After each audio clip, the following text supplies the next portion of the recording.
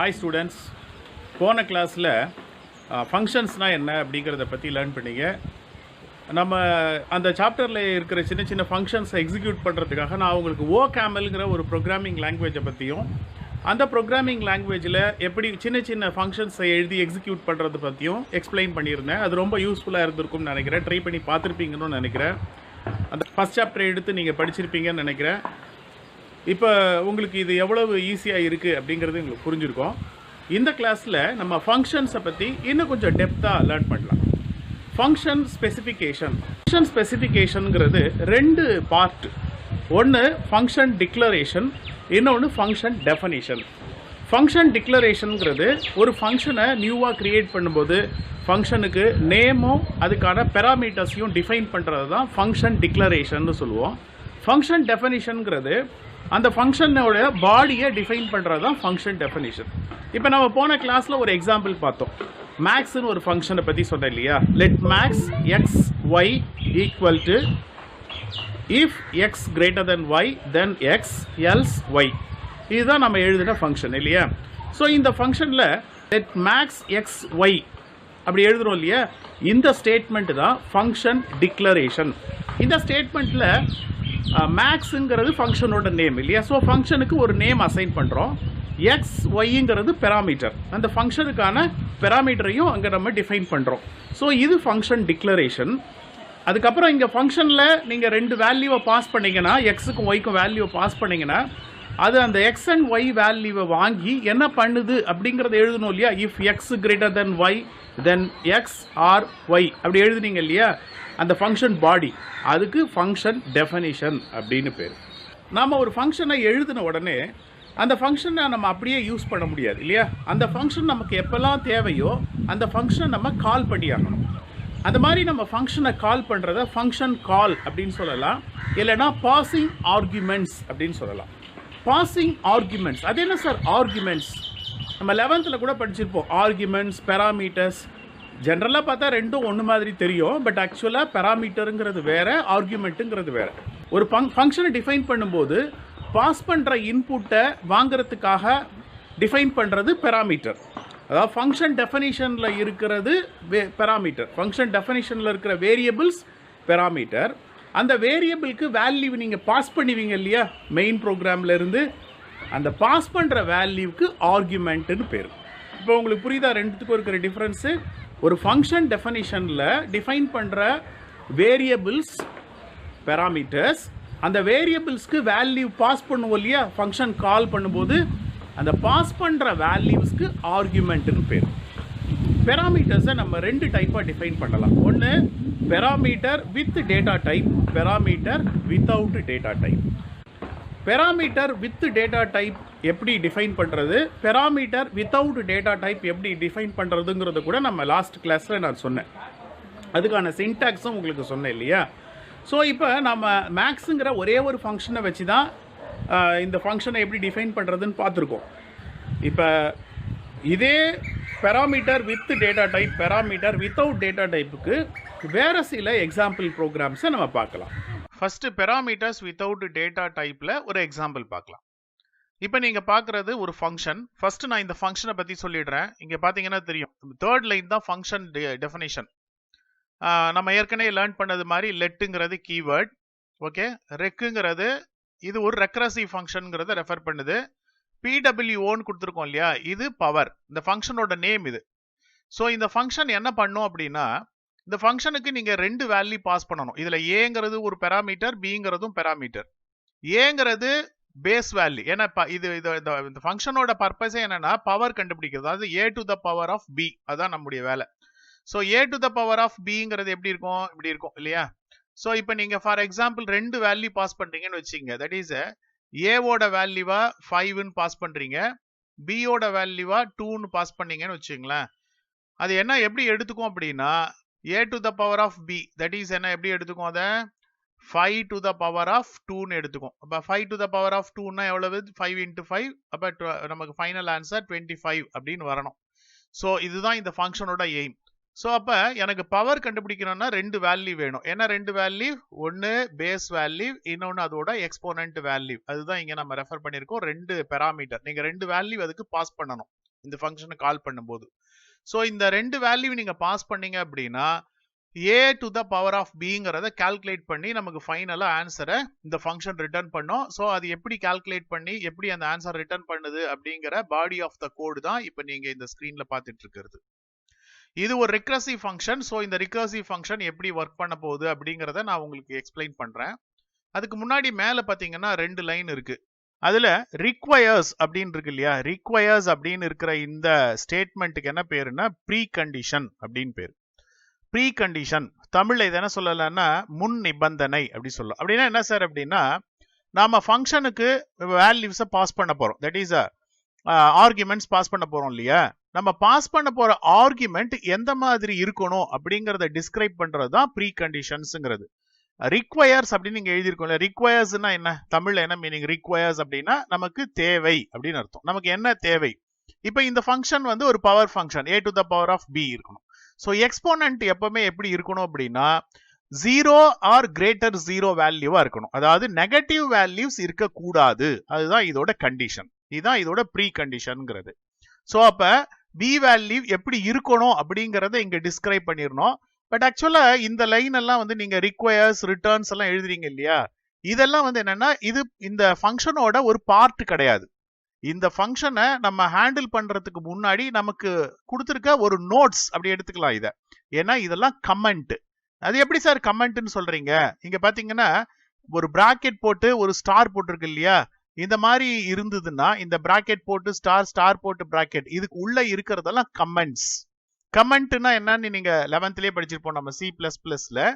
இதெல்லாம் வந்து ஒரு ப்ரோக்ராம் லைன்ல டிஸ்கிரைப் பண்றதுக்கான ஸ்டேட்மெண்ட் தான் கமெண்ட்னு சொல்லுவோம். இந்த கமெண்ட் லைன்ஸ் எல்லாம் வந்து நம்ம கம்பைலர் எதுவுமே இப்ப வேற C++ல கூட கமெண்ட்ஸ் இருக்கு. அந்த கமெண்ட்ஸை C++ கம்பைலர் அது ஒரு கோட் லைனா கன்சிடர் பண்ணாது. அதே மாதிரி தான் இங்கேயும் இது OCaml பேஸ் பண்ணின ஃபங்க்ஷன்ஸ் இல்லையா. OCamlங்கிறது ஒரு ஃபங்க்ஷனல் ப்ரோக்ராமிங் லாங்குவேஜ். ஸோ OCamlல கமெண்ட்ஸை டிஃபைன் பண்றதுக்கு இந்த மாதிரி பிராக்கெட்டும் ஒரு ஸ்டாரும் கொடுக்கணும். இது ஓப்பன். க்ளோஸ் பண்ணும்போது ஸ்டாரும் பிராக்கெட்டும் கொடுத்து க்ளோஸ் பண்ணீங்கன்னா இதுக்குள்ள இருக்கிற எந்த ஸ்டேட்மெண்ட்டையும் OCaml லாங்குவேஜ் என்ன பண்ணாது, அது ஒரு கோட் லைனா எடுத்துக்காது. இது வந்து very similar to multiline comments of C++ or C language. C லாங்குவேஜ்ல மல்டிலைன் கமெண்ட்ஸ் எப்படி எழுதுவீங்க? ஒரு ஸ்லாஷ் போடுவீங்க, அதுக்கப்புறம் ஒரு ஸ்டார் மாதிரி போடுவீங்க இல்லையா, போட்டுட்டு மல்டி லைன்ல கமெண்ட்ஸ் எழுதுவோம். நம்ம மல்டி லைன்ல கமெண்ட்ஸ் எழுதி எங்க வேணுமோ அங்க க்ளோஸ் பண்ற இடத்துல என்ன பண்ணுவீங்க, அதே மாதிரி ஸ்டாரை போட்டு ஒரு ஸ்லாஷை போட்டு விட்டுருவீங்க. ஸோ இதே மாதிரி தான். ஸோ சில ஸ்லாஷ் ஸ்டார் ஸ்லாஷ் மாதிரி OCamlல பிராக்கெட் ஸ்டார் பிராக்கெட். ஓகே, இப்போ அகைன் இங்க வருவோம் ரிக்வயர்ஸ் அண்ட் ரிட்டர்ன்ஸ்க்கு. ரிக்வயர்ஸ்னா ப்ரீ கண்டிஷன்ஸ் நான் சொல்லிட்டேன். ஸோ நம்ம ஃபங்க்ஷனுக்கு பாஸ் பண்ண வேண்டிய ஆர்குமெண்ட்ஸ் எப்படி இருக்கணுங்கிறத டிஸ்கிரைப் பண்றது தான் ரிக்வயர்ஸ்ங்கிறது. ரிட்டர்ன்ஸ் அப்படிங்கிறது ஃபர்ஸ்ட் கண்டிஷன். ரிட்டர்ன்ஸ்ங்கிறது என்னது? Post condition. ஸோ இப்போ போஸ்ட் கண்டிஷன் அப்படிங்கிறது என்ன? ஃபைனலா இந்த ஃபங்க்ஷன் என்ன வேல்யூவை ரிட்டர்ன் பண்ண போகுது அப்படிங்கிறத சொல்றது தான் போஸ்ட் கண்டிஷன். ஸோ ரிட்டர்ன்ஸ் அப்படின்னா என்ன? தமிழ்ல ரிட்டர்ன்ஸ்னா என்ன சொல்லலாம்? திருப்பி அனுப்பக்கூடிய மதிப்பு. ரிக்வயர்ஸ்னா தேவைப்படக்கூடிய மதிப்பு. அதாவது நாம ஒரு ஃபங்க்ஷனுக்கு பாஸ் பண்ண வேண்டிய ஆர்குமெண்ட் என்ன மாதிரி இருக்கணும் அப்படிங்கறத டிஸ்கிரைப் பண்றது ரிக்வயர்ஸ். இப்ப நம்ம b greater than or equal to 0 அப்படி கொடுத்தா என்ன அர்த்தம்னா b ஓட வேல்யூ 0வோ அல்லது 0வுக்கு விட பெரிய நம்பரோ 0 விட பெரிய நம்பராகவோ இருக்கணும் அப்படின்னு அர்த்தம். இது நம்முடைய தேவை, அதாவது ரிக்வயர்ஸ். ரிட்டர்ன்ஸ்ங்கிறது ஃபைனலா இந்த ஃபங்க்ஷன் எதை ரிட்டர்ன் பண்ண போகுது அப்படிங்கறத ரிட்டர்ன்ஸ். இதை போஸ்ட் கண்டிஷன் சொல்லுவோம். இந்த ஃபங்க்ஷன் ஃபைனலா எதை ரிட்டர்ன் பண்ண போகுது? a to the power of b, அதாவது a பவர் bங்கிற வேல்யூ அது கால்குலேட் பண்ணி அனுப்ப போகுது. ஸோ இப்போ இந்த ஃபங்க்ஷன்ல ஏங்கிறது ஒரு பெராமீட்டர், பிங்கிறது ஒரு பெராமீட்டர் இல்லையா. ஸோ நம்ம இங்க பார்க்க வேண்டியது இந்த ஏ பிங்கிற ரெண்டு பெராமீட்டருக்கும் எந்த டேட்டா டைப்பும் டிஃபைன் பண்ணப்படல. எந்த டேட்டா டைப்பையும் நம்ம டிஃபைன் பண்ணல. எந்த டேட்டா டைப்பையும் நம்ம டிஃபைன் பண்ணாததுனால இதுல ஒரு பெரிய பெனிஃபிட் என்னன்னா, பெராமீட்டர்ஸ் இன்டீஜர் டைப்பா இருந்தாலும் அக்செப்ட் பண்ணும், ஃப்ளோட் டைப்பா இருந்தாலும் அக்செப்ட் பண்ணும், இல்ல வேற ஏதாவது ஒரு டேட்டா டைப்பா இருந்தாலும் இதை அக்செப்ட் பண்ணும். whereas நம்ம ஒரு டேட்டா டைப்பை எக்ஸ்பிளிசிட்டா டிஃபைன் பண்ணிட்டோம்னா நாம எந்த டைப்பை டிஃபைன் பண்றோமோ அந்த டைப் டேட்டாவை மட்டும் தான் இந்த ஃபங்க்ஷன் பெராமீட்டர்ல அலோ பண்ணும். Next parameter with data type. Data டைப்போட பெராமீட்டரை எப்படி ஒரு ஃபங்க்ஷன்ல டிஃபைன் பண்றதுங்கிறதுக்கான ஒரு எக்ஸாம்பிள் பாருங்க. அதே ப்ரோக்ராம் தான், நம்ம முன்னாடி பார்த்த அதே ப்ரோக்ராம் தான். இந்த ப்ரோக்ராம்ல டெஃபனிஷன் மட்டும் பாருங்க. அந்த ஃபங்க்ஷன் டெஃபனிஷன் இருக்குல்ல, இப்போ நான் ரெட் கலர்ல காட்டியிருக்கேன் இல்லையா, இந்த ஃபங்க்ஷன் டெஃபனிஷன்ல பாத்தீங்கன்னா ஃபர்ஸ்ட் இருக்கிறதெல்லாம் வெரி சிமிலர். லெட்டுங்கிறது கீவேர்ட், ரெக்குங்கிறது இது ஒரு ரெக்கரசிவ் ஃபங்க்ஷன்ங்கிறத டிஃபைன் பண்ணுது, பவருங்கிறது ஃபங்க்ஷன் நேம். இதுக்கு முன்னாடி டெஃபனிஷன்ல வெறும் ஏ இருந்தது அண்ட் இங்க பாத்தீங்கன்னா வெறும் பி இருந்தது. இப்போ என்ன கொடுத்துருக்கோம்னா a:int அப்படி கொடுத்துருக்கோம். ஸோ இது என்ன அர்த்தம் அப்படின்னா ஏங்கிற பெராமீட்டர் இன்டீஜர் டைப் அப்படின்னு அர்த்தம். ஏங்கிற பெராமீட்டர் இன்டீஜர் டைப். அதே மாதிரி b:int கொடுத்துருக்கோம்னா என்ன அர்த்தம், பிங்கிற பெராமீட்டர் இன்டீஜர் டைப். இதுக்கு என்ன சார் மீனிங் அப்படின்னா நாம வேல்யூ பாஸ் பண்ணுவோம் இல்லையா, இந்த ஃபங்க்ஷன் கால் பண்ணும்போது ஏக்கும் பிக்கும் அந்த வேல்யூஸ் கட்டாயமா இன்டீஜர் டைப்பா தான் இருக்கணும் அப்படின்னு அர்த்தம். நீங்க ஃப்ளோட் டைப் வேல்யூஸை பாஸ் பண்ணீங்கன்னா அது எரர் வரும், நல்லா கவனிங்க. அடுத்தது மறுபடியும் இங்க பாத்தீங்கன்னா கோலன் போட்டுட்டு இன்ட்னு கொடுத்துருக்கோம் இல்லையா, இது என்னன்னா ரிட்டர்ன் டைப், இந்த ஃபங்க்ஷனோட ரிட்டர்ன் டைப்.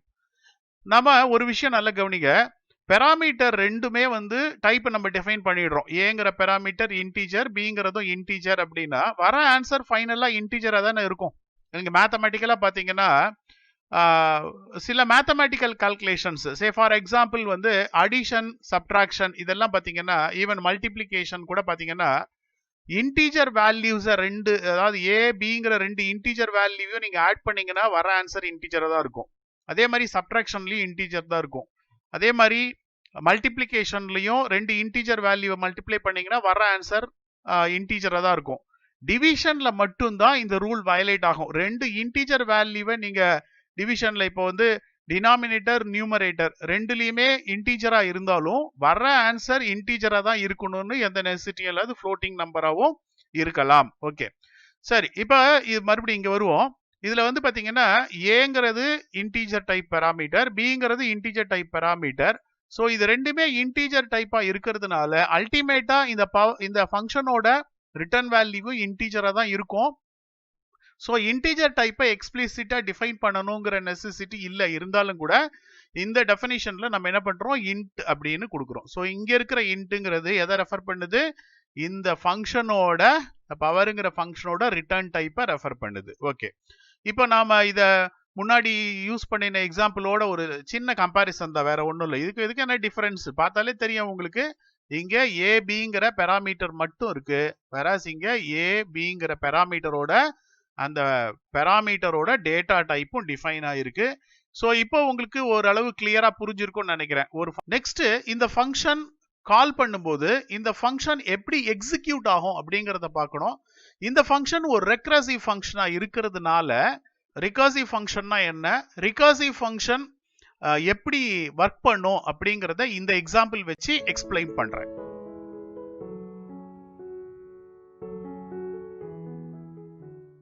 ரிகர்சிவ் ஃபங்க்ஷன்னா என்ன சார், ஒரு ஃபங்க்ஷன் அந்த ஃபங்க்ஷனுக்குள்ள அதே ஃபங்க்ஷனை அகெயின் நீங்கள் கால் பண்ணீங்கன்னா அது recursive function. A function call it self, அதை நம்ம தமிழ் அழகாக சொல்லுவாங்க, தன்னைத்தானே அழைத்து கொள்ளும் அப்படி சொல்லுவாங்க. ஒரு ஃபங்க்ஷன் அந்த ஃபங்க்ஷனையே கால் பண்ணிக்கிட்டா அது ரிகர்சிவ் ஃபங்க்ஷன்.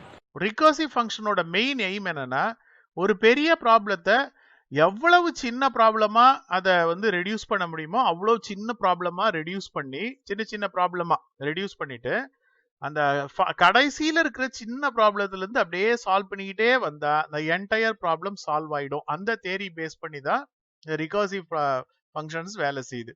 இப்ப ஒரு ப்ராப்ளத்தை நீங்க எவ்வளவு சின்ன சின்னதா ஸ்ப்ளிட் பண்றதுக்கு ரொம்ப முக்கியமான எலமெண்ட் என்னன்னா, அந்த ஃபங்க்ஷன்ல நீங்க கொடுக்குற பேஸ் கண்டிஷன்.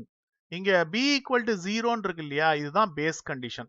b யோட வேல்யூ 0ன்னு வர வரைக்கும் இந்த ஃபங்க்ஷன் இருக்கு இல்லையா, இது என்ன பண்ணும்னா அதை திருப்பி திருப்பி கால் பண்ணும். அதாவது அந்த ஃபங்க்ஷனே அதையே திருப்பி திருப்பி கால் பண்ணிக்கும். அதுதான் நம்ம ரிகர்சிவ் ஃபங்க்ஷன் சொல்றோம். ஸோ இப்போ இந்த ஃபங்க்ஷன் எப்படி எக்ஸிக்யூட் ஆகுதுன்னு பார்க்கலாம். இப்போ நம்ம முதல்ல என்ன பண்றோம்னா, இந்த ரிகர்சிவ் ஃபங்க்ஷனோட a அண்ட் b பாராமீட்டர்ஸ்க்கு ரெண்டு வேல்யூ நான் பாஸ் பண்றேன். a ஓட வேல்யூ 3 அண்ட் b ஓட வேல்யூ 2.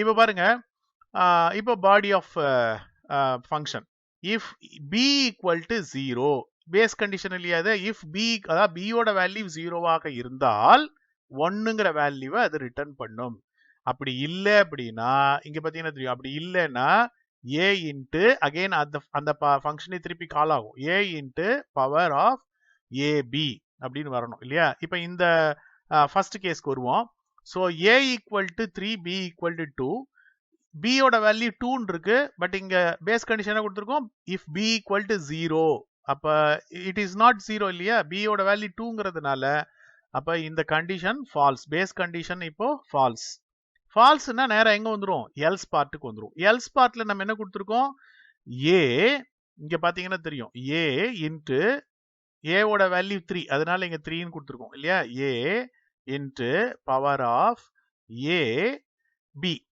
அதாவது பி மைனஸ் 1 பி மைனஸ் 1ங்கிறது என்னது பியோட வேல்யூ 2 2 மைனஸ் 1 1 வந்துடுச்சா ஸோ இப்போ இந்த முடிஞ்சதும் நெக்ஸ்ட் இன்னொரு ஃபங்க்ஷன் பிளாக் கிரியேட் ஆகும் இப்போ இன்னொரு ஃபங்க்ஷன் பிளாக்ல இப்போ இங்க ஃபைனலைஸ் ஆச்சு இல்லையா வேல்யூ ஏவோட வேல்யூ பியோட வேல்யூ அதுதான் அங்க பாஸ் ஆகும் இப்போ ஏவோட வேல்யூ 3 பியோட வேல்யூ 1 ஸோ ஏவோட வேல்யூ 3யும் பியோட வேல்யூ 1ங்கிறதும் இங்க பாஸ் ஆகுது இப்போ இதோட பேஸ் இங்க இந்த பிளாக்ல பேஸ் கண்டிஷன் செக் பண்ணி பார்க்குது இஃப் பி ஈக்குவல் டு 0 பியோட வேல்யூ 0வா இப்ப இல்ல பியோட வேல்யூ இப்ப 1 so again the condition is false மறுபடியும் அந்த கண்டிஷன் ஃபால்ஸ் ஃபால்ஸுங்கிறதுனால எல்ஸ் பார்ட்ல இருக்கிற இந்த பார்ட் எக்ஸிக்யூட் ஆகும் A into power a B minus 1 பியோட வேல்யூ 1 இல்லையா ஸோ 1 மைனஸ் 1 0 1 மைனஸ் 1 0 ஓகே இப்போ அகைன் என்ன ஆகும் இன்னொரு ஃபங்க்ஷன் பிளாக் ஜெனரேட் ஆகும் இப்போ இந்த ஃபங்க்ஷன் பிளாக்ல இப்போ இதுல ஃபைனலைஸ் ஆயிடுச்சுல வேல்யூ ஏ பி வேல்யூ அது அங்க பாஸ் ஆகும் இப்போ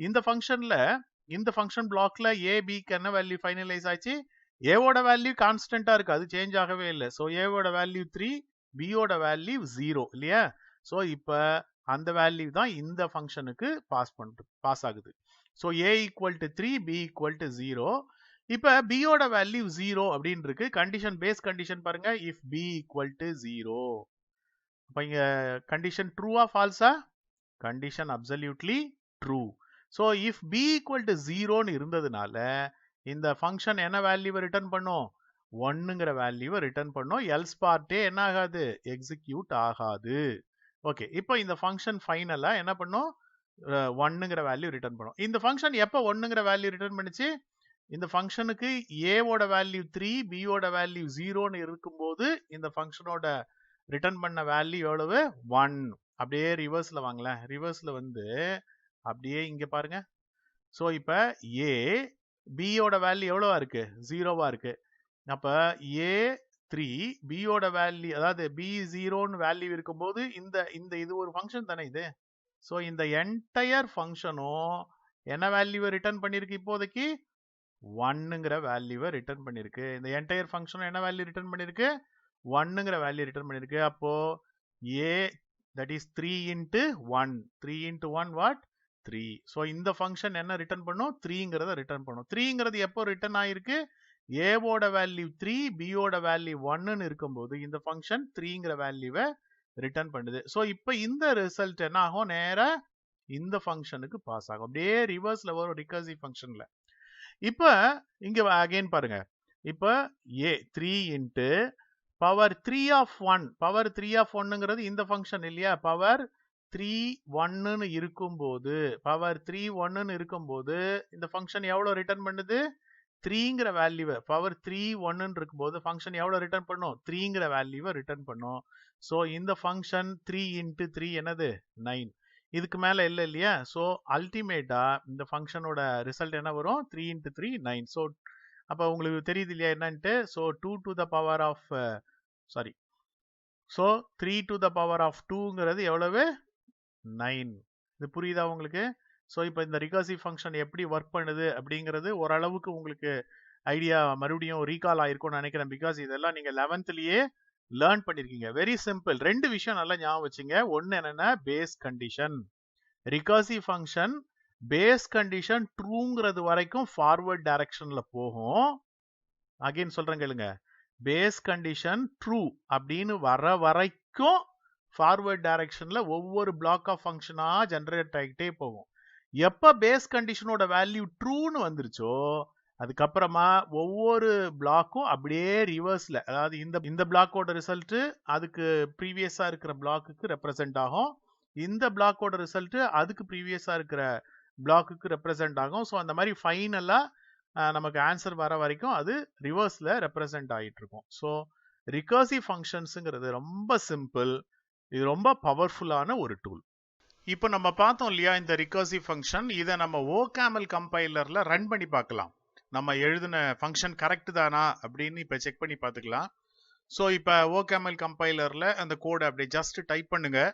இது எப்படி டைப் பண்ணி எப்படி எக்ஸிக்யூட் பண்ணணுங்கிறத நான் முந்தின கிளாஸ்லேயே உங்களுக்கு சொல்லியிருந்தேன் இல்லையா? ஸோ அதை ஜஸ்ட் அப்படியே ஃபாலோ பண்ணுங்க. ஸோ கோட் இப்போ ஆல்மோஸ்ட் நம்ம டைப் பண்ணி முடிச்சிட்டோம். ஸோ நம்ம எழுதின கோடு கரெக்டாக இருக்கான்னு செக் பண்ணுறதுக்கு செக்குங்கிற பட்டனை கிளிக் பண்ணுங்க, ஒரு டிக் மார்க் வரும். இவால் கோடுங்கிறத ஜஸ்ட் கிளிக் பண்ணுங்க. இப்போ பார்த்தீங்கன்னா இந்த கோடும் அங்கே தெரியும், நம்ம எழுதின இந்த ஃபங்க்ஷன் தெரியும். இந்த ஃபங்க்ஷனில் நம்ம கவனிக்க வேண்டியது இன்னொன்று இருக்காங்க பாருங்களேன். இப்போ ஃபங்க்ஷன் நேமுக்கு பக்கத்தில் கீழே லாஸ்ட் லைனில் பாருங்க இன்ட்டு இன்ட்டு இன்ட்டு இருக்கு இல்லையா? இல்லை ஃபர்ஸ்ட் 2 இன்ட்டும் பெராமீட்டர் டைப்பை ரெஃபர் பண்ணுது, மூணாவது இருக்கிற இன்ட்டு அதோட ரிட்டர்ன் டைப்பை ரெஃபர் பண்ணுது. ஆனால் ஆக்சுவலாக நம்ம டைப் எதுவும் கொடுக்கல இல்லையா? இப்போ பார்த்தீங்கன்னா கரெக்டாக வந்துருச்சா பாருங்க, பவர் 3,2 தட் இஸ் 3 2 கொடுத்தோம் 9 வந்துருச்சு. இப்போ இன்னொரு வேல்யூ ட்ரை பண்ணி பார்க்கலாம். பவர் 5 2 எவ்வளோ ஒரு ஆன்சர் 25.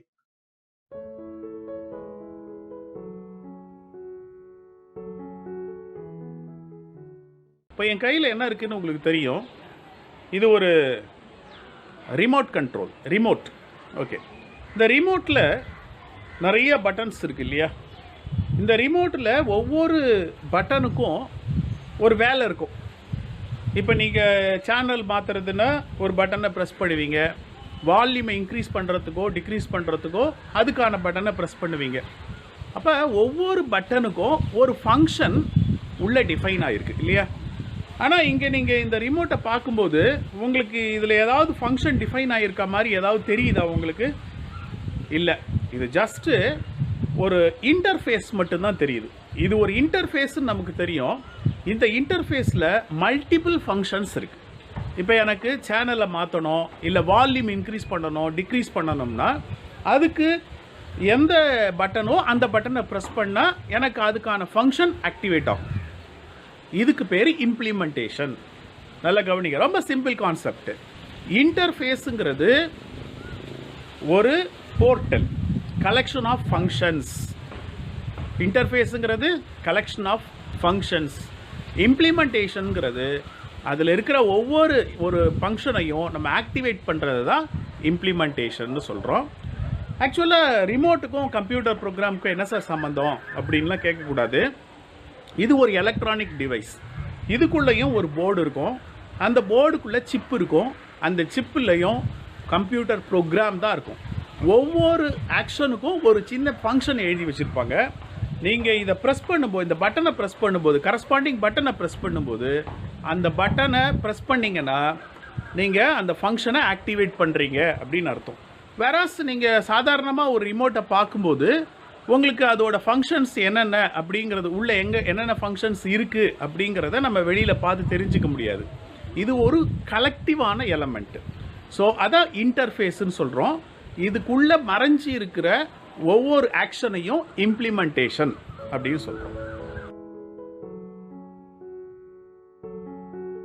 பியூர் ஃபங்க்ஷன் அப்படிங்கிறது ஒரு ஃபங்க்ஷன் நீங்கள் எக்ஸாக்டாக என்ன வேல்யூவை அதோட பேராமீட்டருக்கு பாஸ் பண்ணுறீங்களோ அந்த பேராமீட்டரோட வேல்யூவை எந்த விதத்துலையும் சேஞ்ச் பண்ணாமல் அது அப்படியே நம்ம கொடுத்த வேல்யூவை ப்ராசஸ் பண்ணி நமக்கு ரிப்ளை பண்ணிடுச்சுன்னா அது பியூர் ஃபங்க்ஷன்.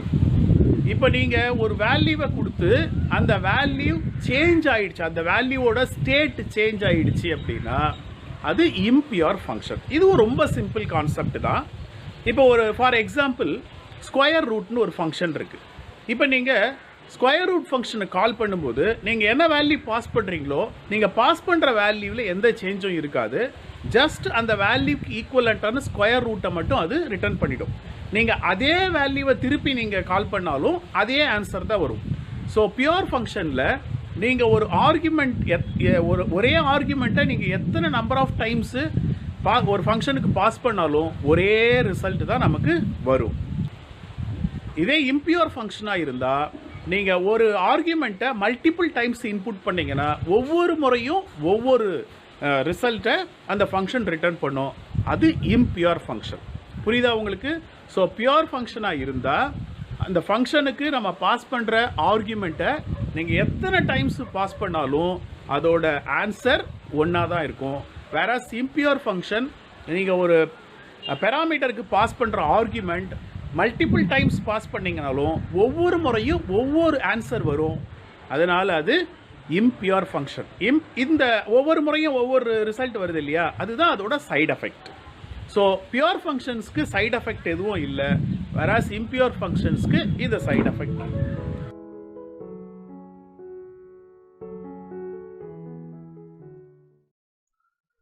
இப்போ OCaml கம்பைலரில் ஒரு சிம்பிள் பியூர் ஃபங்க்ஷனோ ஒரு சிம்பிள் இம்பியூர் ஃபங்க்ஷனோ நம்ம எழுதுவோம், எக்ஸிக்யூட் பண்ணுவோம்.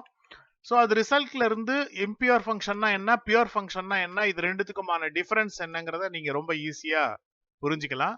இப்போ பாருங்க, ஒரு பியூர் ஃபங்க்ஷன் ரொம்ப சிம்பிளான பியூர் ஃபங்க்ஷன். லெட்டுங்கிறது கீவேர்டு நமக்கு தெரியும், ஸ்கொயரு, ஏங்கிறது பெராமீட்டர், ஈக்குவல் டு, இது ஃபங்க்ஷன் டெஃபினிஷன். ஃபங்க்ஷன் பாடியில் A into A, that is ஏல ஒரு வேல்யூ நம்ம பாஸ் பண்ணணும். ஸ்கொயருங்கிற ஃபங்க்ஷனை கால் பண்ணும்போது ஏக்கு ஒரு வேல்யூ பாஸ் பண்ணீங்கன்னா நீங்கள் பாஸ் பண்ணுற வேல்யூவை அகெயின் அதே மல்டிப்ளை பண்ணி அதோட ஸ்கொயர் வேல்யூவை நமக்கு ஷோ பண்ணும். ஸோ இப்போ இந்த கோடை இப்போ எக்ஸிக்யூட் பண்ணலாம். இவால் கோடை கிளிக் பண்ணுங்க. இப்போ பார்த்தீங்கன்னா அந்த ஃபங்க்ஷன் அப்படியே உங்களுக்கு ஸ்க்ரீனில் வரும். கீழே ஆஷுங்கிற கமெண்ட் லைனில் ஃபங்க்ஷனை கால் பண்ணலாம், ஸ்கொயர். இப்போ இந்த ஸ்கொயருக்கு நான் ஒரு வேல்யூவை பாஸ் பண்ணுறேன், தட் இஸ் 2. இந்த 2ங்கிறது ஏக்கு பாஸ் ஆகும். ஸோ ஆன்சர் என்ன வரும்? 2 × 2 4. ஓகே, வந்துருச்சா? 2 × 2 4, அவ்வளோதான். இப்போ இதே ஃபங்க்ஷனை அகைன் கால் பண்ணுவோம், சேம் ஆர்குமெண்ட், ஒரே வேல்யூவுக்கு திருப்பி கொடுப்போம். அகைன் 4 தான் வரும். நீங்கள் எத்தனை முறை அந்த வேல்யூ கொடுத்தாலும் அதே தான் வரும், பிகாஸ் அது என்னது? Pure function. இப்போ இம்பியூர் ஃபங்க்ஷனுக்கு ஒரு சின்ன எக்ஸாம்பிள் ஒன்று பார்க்கலாம். நீங்கள் மேலே ஃபர்ஸ்ட் லைனில் நம்ம டைப் பண்ணுறோம் இல்லையா, இது என்னது? இது கமெண்ட். ஏற்கனவே நான் சொன்னேன் இல்லையா, OCaml ப்ரோக்ராமிங் லாங்குவேஜோட ரூல்ஸ் படி கமெண்ட் எல்லாம் பிராக்கெட்டு ஸ்டார், அதுக்கப்புறம் கமெண்ட் லைன்ஸ் வரும், அப்புறம் ஸ்டார் பிராக்கெட் க்ளோஸ் பண்ணணும். இப்போ ஒரு சின்ன ஃபங்க்ஷன் எழுதுவோம், let fun A equal to if A greater than 10 தென் ஏ. அதாவது இது என்னன்னா, இந்த ஃபங்க்ஷன் பாடியில் நம்ம என்ன ட்ரை பண்ண பார்க்குறோம்னா, நம்ம ஒரு ஏக்கு ஒரு வேல்யூ பாஸ் பண்ணணும். ஏவோட வேல்யூ 10 விட கிரேட்டரா இருந்ததுன்னா ஏவே டிஸ்பிளே ஆகும். அப்படி இல்லைன்னா random.int அப்படின்னு ஒரு பில்ட்-இன் ஃபங்க்ஷன் இந்த OCamlல இருக்கு. அது என்ன பண்ணும்னா, நம்ம பாஸ் பண்ற ஒரு இன்டிஜர் வேல்யூக்கான ரேண்டம் நம்பரை ஜெனரேட் பண்ணும். அதுதான் அதோட வேலை. ஓகே, இந்த ஃபங்க்ஷன் கரெக்டா இருக்கான்னு செக் பண்ணி பார்க்கலாம். தப்பு. என்ன தப்பு? ஓகே, அந்த ஃபன்னுங்கிறது கீவேர்டு பார்த்தீங்கன்னா ஆரஞ்சு கலர்ல இருக்கு இல்லையா, கீவேர்ட்ஸை நம்ம என்ன பண்ண முடியாது, ஐடென்டிஃபயர்ஸா யூஸ் பண்ண முடியாது, ஃபங்க்ஷன் நேம் யூஸ் பண்ண முடியாது. ஸோ அது சின்னதாக மாடிஃபிகேஷன் FUNC போட்டுறேன். இப்போ பார்த்தீங்கன்னா இந்த ஃபங்க்ஷன் கரெக்ட். ஓகே, இதை நம்ம இவாலுவேட் பண்ணலாம். இப்போ இவாலுவேட் பண்ணும்போது பாருங்க என்ன நடக்க போகுதுன்ட்டு. இப்போ இந்த ஃபங்க்ஷன் ஸ்க்ரீனில் தெரியுது. இப்போ நான் இந்த ஃபங்க்ஷனை கால் பண்ண போகிறேன். ஆஷ் கமாண்ட் ப்ராம்ப்ட் ஆஷ் இருக்கு இல்லையா, கமாண்ட் ப்ராம்ப்ட் ஆஷில் கிளிக் பண்ணிவிட்டு ஃபங்க்ஷன் நேம் தென் ஒரு வேல்யூ பாஸ் பண்ண போகிறேன். ஃபர்ஸ்ட் என்ன பண்ணுறேன், ஏக்கு பாஸ் பண்ணுற வேல்யூ 11 அப்படின்னு ஒரு வேல்யூ பாஸ் பண்ணுறேன். இப்போ நம்ம பாஸ் பண்ண வேல்யூ 10 விட கிரேட்டராக இருக்கிறதுனால நம்ம என்ன வேல்யூ பாஸ் பண்ணமோ அது அப்படியே அங்கே டிஸ்பிளே ஆகிடும். இப்போ செகண்ட் டைப் பாருங்க, 9ங்கிற வேல்யூ பாஸ் பண்ணுறேன். அப்போ ஃபர்ஸ்ட் கண்டிஷன் வந்து ஃபால்ஸ் ஆகிடும் இல்லையா, இஃப் ஏ கிரேட்டர் தென் 10 இருந்தால் தான் ஏ. இது லெஸ் தென் 10ங்கிறதுனால எல்ஸ்பாட்டில் இருக்கிற கோடு எக்ஸிக்யூட் ஆகும். அதில் என்னன்னா random int A, that is integer ஏங்கிற வேல்யூக்கு ரேண்டம் நம்பர்ஸை ஜென்ரேட் பண்ணணும். பார்த்தீங்கன்னா 3 டைம்ஸ் யூஸ் பண்ணியிருக்கோம், ஒவ்வொரு முறையும் ஒவ்வொரு வேல்யூ வருது. ஸோ இதுதான் வந்து என்னது. ஸோ இது வரைக்கும் இந்த சாப்டரில் நீங்கள் லேர்ன் பண்ண இந்த ஃபங்க்ஷன்ஸ் பற்றின கான்செப்ட் உங்களுக்கு நாம் பைத்தானுங்கிற ப்ரோக்ராமிங் லாங்குவேஜ் நெக்ஸ்ட் படிக்க போகிறோம்.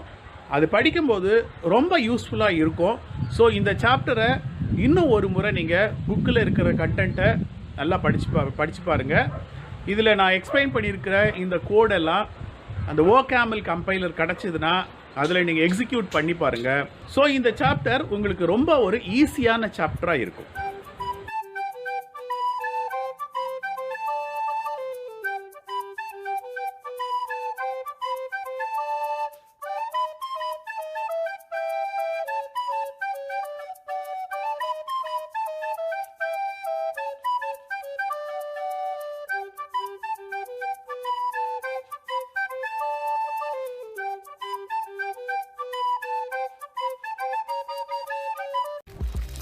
இந்நிகழ்ச்சியை பற்றிய தங்களின் மேலான கருத்துக்களை கீழ்கண்ட முகவரிக்கு கடிதம் மூலமாகவோ மின்னஞ்சல் மூலமாகவோ குறுஞ்செய்தி மூலமாகவோ தெரியப்படுத்தலாம்.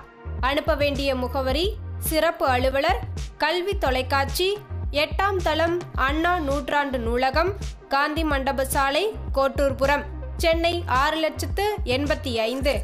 தொலைபேசி எண் 7824015000.